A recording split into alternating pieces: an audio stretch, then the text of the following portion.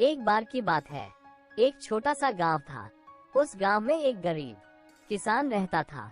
उसके पास बहुत कम जमीन थी, लेकिन वह बहुत मेहनती था। वो अपनी जमीन पर बहुत मेहनत करता था और उससे जो भी मिलता था उससे खुश रहता था। एक दिन किसान अपनी जमीन में काम कर रहा था कि तभी उसे एक चमकता हुआ पत्थर मिला।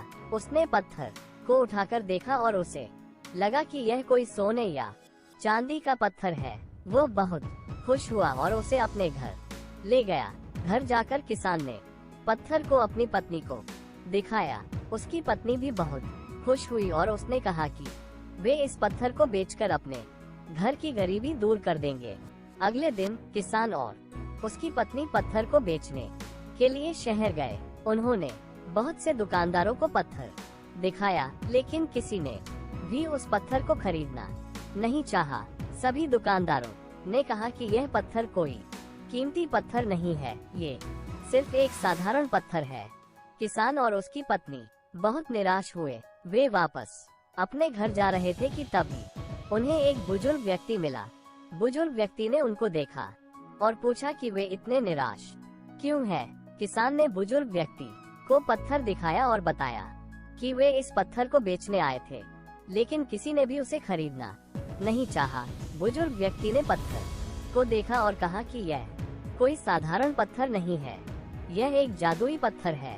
यह पत्थर जो भी इच्छा मांगी जाए उसे पूरा कर देता है। किसान और उसकी पत्नी बहुत खुश हुए। उन्होंने बुजुर्ग व्यक्ति को धन्यवाद दिया और अपने घर जाकर अपनी इच्छा सोचने लगे।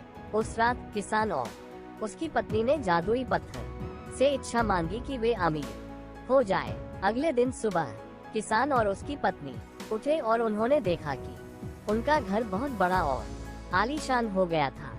उनके पास बहुत से नौकर चाकर थे और उनके घर में बहुत सारा धन दौलत था। किसान और उसकी पत्नी बहुत खुश थे। उन्होंने जादुई पत्थर के लिए भगवान को धन्यवाद दिया और अपना जीवन खुशी से बिताने लगे।